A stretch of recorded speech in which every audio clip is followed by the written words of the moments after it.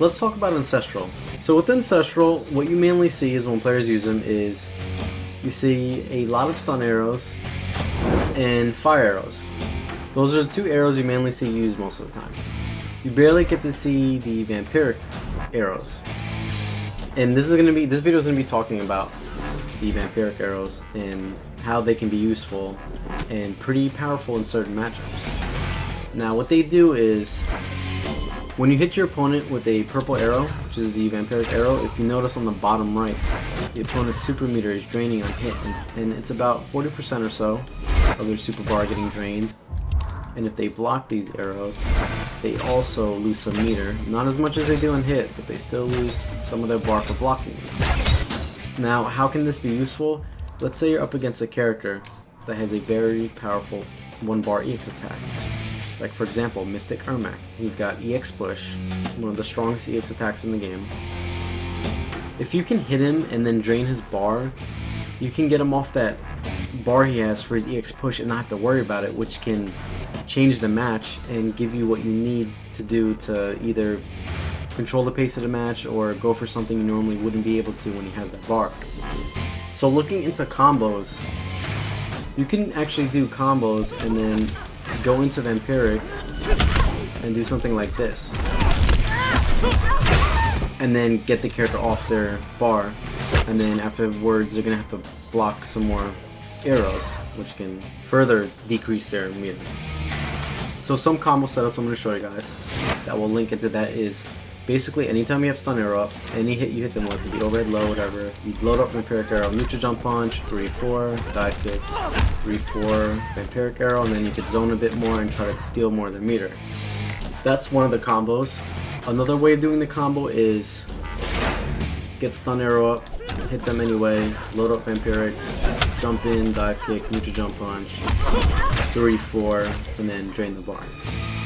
Now let's say you hit them from far away. Let's say you just get a stun arrow far away on somebody. You can load up Vampiric Arrow, run up, neutral jump punch, and still have time to go for the setup to drain the bar.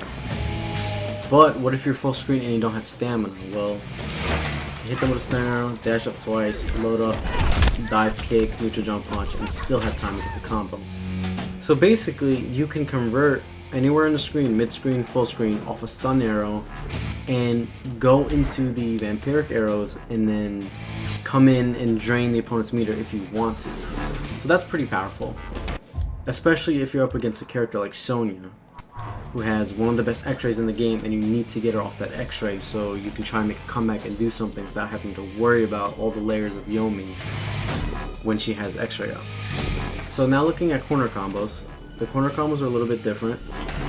Basically, anytime you have a stun arrow,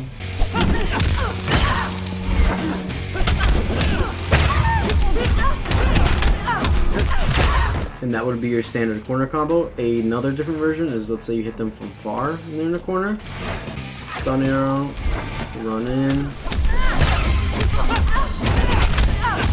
and these are 2 stun arrows. In the corner, you're hitting the opponent with 2 stun arrows, so look how much bar you drain. You drain almost a bar. Now, if you really don't like the character with meter, you can opt to drain even more bars than that. And it's by using your EX arrows. And if you do EX, you can see that you drain double the amount of meter.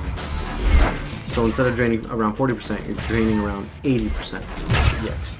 So a combo like that would be something like this. You really want to drain the bar.